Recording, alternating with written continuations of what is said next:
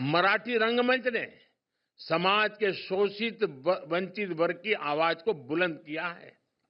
मराठी रंगभूमि के दिग्गज कलाकारों ने हर मंच पर अपनी प्रतिभा का लोहा मनवाया है।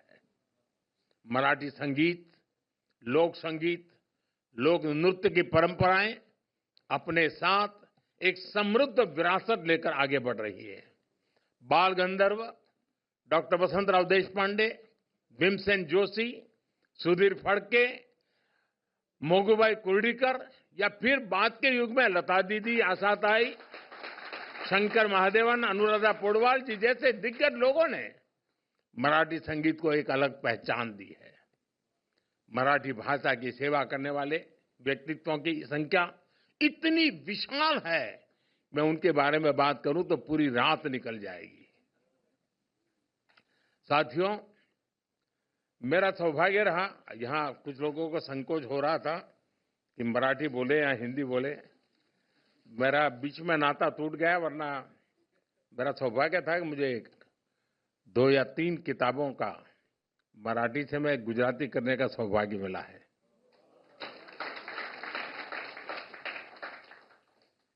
अब पिछले 40 साल से मेरा संपर्क टूट गया, वरना मैं काफी मात्रा में मराठी में अपनी गाड़ी चला लेता था।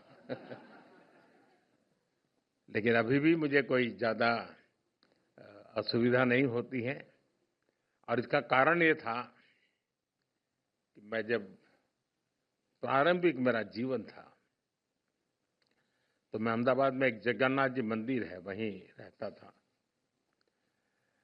और वहीं कैलिको मिल थे पास में ही, और कैलिको मिल में जो मजदूरों के क्वार्टर थे उसमें एक भिड़ेकर के परिवार महाराष्ट्र का रहता था, और उनको शुक्रवार को छुट्टी होती थी। स्टैगरिंग होता था उस समय, बिजली की तकलीफ रहती थी। मैं कोई पॉलिटिकल कमेंट नहीं कर रहा हूं, लेकिन वो दिन ऐसे ही थे।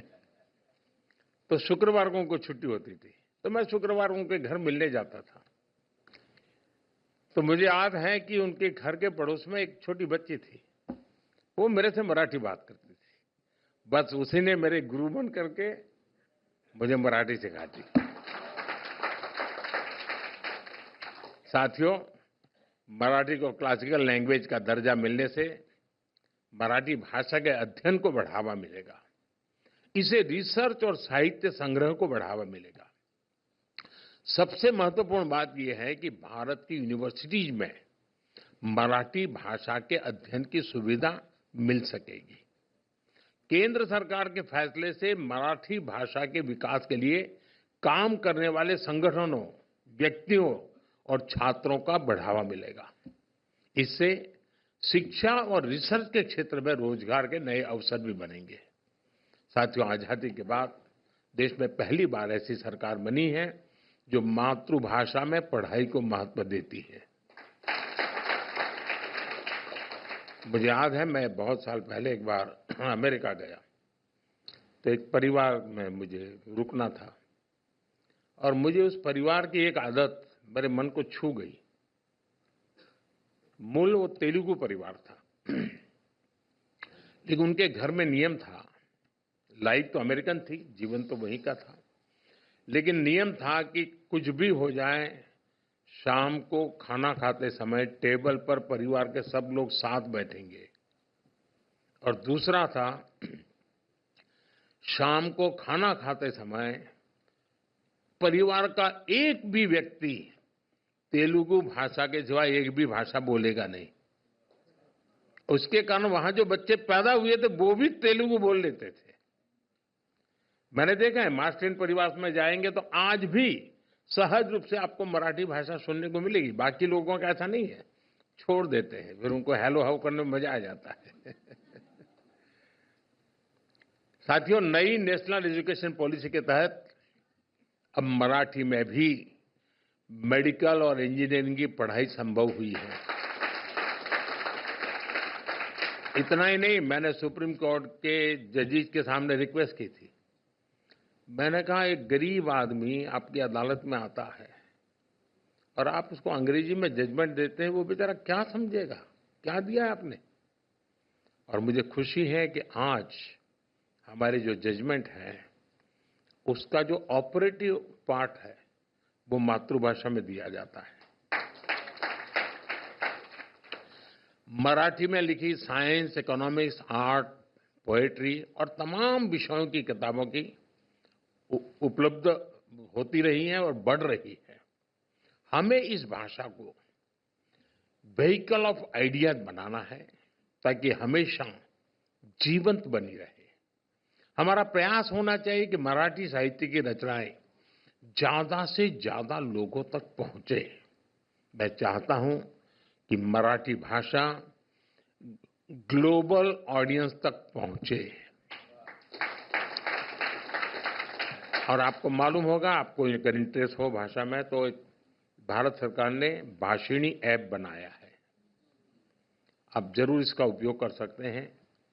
ये बहुत आसानी से आप अपनी चीजों को भारतीय भाषाओं में इंटरप्रेट कर सकते हैं। ट्रांसलेशन के इस फीचर से भाषा की दीवार खत्म हो सकती है। आप मराठी बोलें, अगर मैं भाषिणी के लेकर के बैठा हूं तो मैं उसको गुजराती में सुन सकता हूं, मैं हिंदी में सुन सकता हूं। तो ये एक व्यवस्था टेक्नोलॉजी के कारण बहुत आसान हुई है। साथियों, आज हम इस ऐतिहासिक अवसर पर इसकी खुशी तो मना रहे हैं, ये मौका हमारे लिए एक बड़ी जिम्मेदारी भी लेकर आया है। मराठी बोलने वाले हर व्यक्ति का दायित्व है कि वो इस सुंदर भाषा को आगे बढ़ाने में योगदान दे। जिस तरह मराठी लोग सरल होते हैं, वैसे ही मराठी भाषा भी बहुत सरल होती है। इस भाषा से ज्यादा लोग जुड़े, इसका विस्तार हो, अगली पीढ़ी में इसे लेकर गर्व का बोध हो, इसके लिए हम सबको प्रयास करना चाहिए। आप सबने मेरा स्वागत सम्मान किया, मैं राज्य सरकार का आभारी हूं। ये कोइंसिडेंस था क्योंकि मेरा एक और कार्यक्रम था जहां यहाँ आना होता था, लेकिन अचानक यहाँ के साथियों ने मैं कह दिया कि 1 घंटा और दे दीजिए, और उसी में से ये कार्यक्रम बन गया। और आप लोग सभी गणमान्य लोग हैं जिनका जीवन इन बातों से जुड़ा हुआ है, उन सबका यहाँ उपस्थित होना ये अपने आप में मराठी भाषा का महात्म्य को उजागर करता है। मैं इसके लिए आप सबका बहुत आभारी हूं। मैं एक बार फिर आप सभी को मराठी भाषा को शास्त्रीय दर्जा मिलने के लिए बहुत बहुत बधाई देता हूं। महाराष्ट्रातील आणि जगातील सर्व मराठी जनांना खूप खूप शुभेच्छा देतो। धन्यवाद।